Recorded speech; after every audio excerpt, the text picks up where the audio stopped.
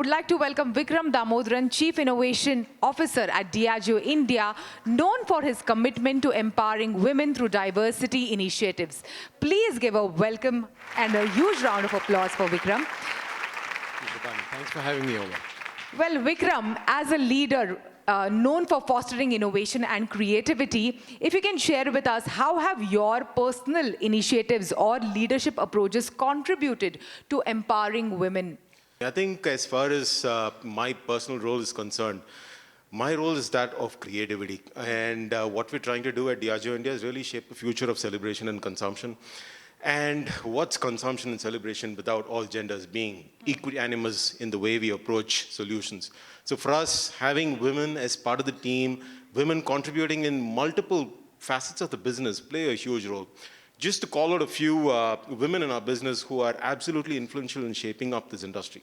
My Chief People Officer, our General Counsel, my CMO, our CEO, everybody's a woman. Our global CEO is a woman. So if anybody has any doubts about women playing a role in Alcobev, thanks to Varna out here, who's another great example. I don't think that question ever exists now.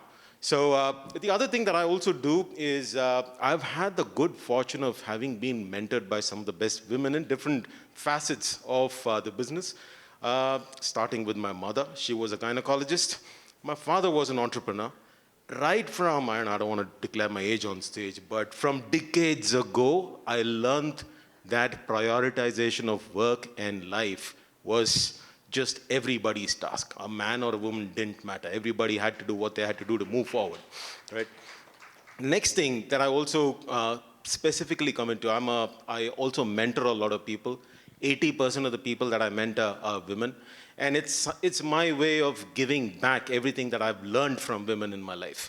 The last thing is we have something called the Spirited Women's Network that we run in the company. And I am the chair of that particular initiative. The reason why I personally signed on to do that is to fundamentally answer that one question that Varna posed is this a great place for women to thrive? And that's exactly the stereotype that we want to break and give them an opportunity and a foundation to grow. Great, great insights. And tell me, Vikram, who would you like to share the spotlight with? Yes, today? A little bit of backstory. I was sitting there listening to all these wonderful, inspiring stories, and for a moment I thought I actually got my brief wrong because everybody was introducing people from their own workspaces. Yeah. Today I decided to share the stage and the spotlight with somebody with whom I shared a stage and a spotlight 25 years ago when I actually got married, and that's my wife. Well, let's welcome Vijay Lakshmi Damodaran. She dons many hats as the Chief Operating Officer of Cognizant Cloud and Infra Business, a social media influencer, animal rights activist, and a mother. Thank you so much. Thank you for having me here.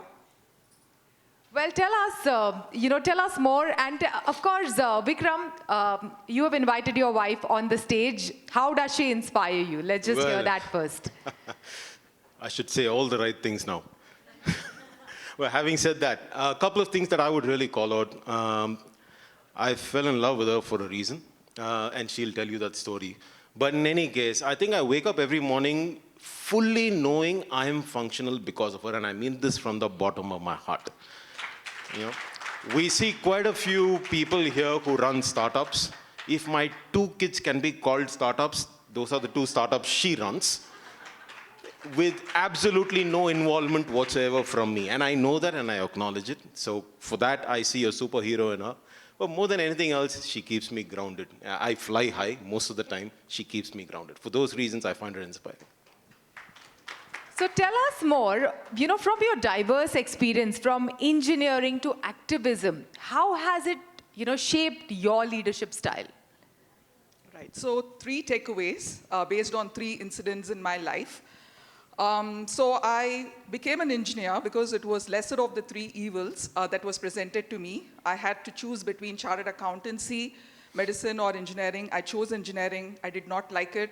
I was a very good student at school and really struggled during my college years. So in my 4th semester, I decided to work, very hard. I wanted to top the class, and I did fairly well. And my professor called me aside and said, this is brilliant. You need to continue to top the class. You have this potential, so why don't you start acing all your courses? And at that time, I was very dismissive of what he had to offer. And I told him, no, I just wanted to prove myself that I could do it. But this is not something I'm interested in doing on the long run. Now, my wise professor called me aside, and he told me, it's very easy to top the charts once in a while. What is difficult is to consistently stay in the chart, to be consistently relevant. And of course, at that point of time, it was young blood. I probably laughed at his wise words. But much later in life, I understood the meaning of what he had to say. So being consistent is extremely important, and I can proudly say I'm consistently average. Because to be consistently average, you need a routine, you need to practice it, and it's not easy. So that's been my first mantra. My second takeaway is swiftness in making a decision. So I met him on IRC chat about 26 years ago, and that was the time when we didn't have Yahoo chats and so on and so forth. So he was a senior, he had passed out, he was in Houston, he came to meet me. He proposed within 24 hours of meeting me, and I said okay to him within another 24 hours. So 48 hours, life partner decision made. So right before the wedding, I went to my mom and said, I'm not sure if this is the guy I want to marry. My mother, being the typical Indian mother, said, get out of the room, okay? Because she's invested so much in the wedding. And then I went to my dad and told him, I'm not sure if this is the guy I want to marry. Maybe I'll find a better guy. So my dad said, you know what, maybe it was a swift decision, and I'm sure you'll find a better man. And I'm sure he'll find a better woman as well. But it's about staying, with that decision and not worrying about how that decision can potentially go wrong in the future. And I think that was an important life decision. Even today, in my corporate role or in my, at home, I don't mull over decisions. I make my decision swiftly. Well, I've chosen him within 48 hours, and what could be bigger than that? So I think it's very important to make your decision swiftly. So how do you feel about Vikram sharing the spotlight with you? And share the spotlight is fine, but does he share the load as well at home? And how does he do that? Yeah, because I think the load can come in different ways, right? Sharing the load. And for me, I think the biggest aspect of Vikram, the magic that he brings into the marriage, is that over the last 25 years, not once has he critiqued me, give me constructive feedback, telling me, about my behavior, about my choices, about my, actions. And, that's extremely important to me. Even if I were to make a fool of myself on the stage today and I went back home and I asked him, how was I? He would say, you are fine. One could say, that's not honest feedback. How are you going to grow if you don't get honest feedback? But honestly, that's given me the space. It's given me the space to reflect. It's given me the space to think about, my actions and actually own up to it.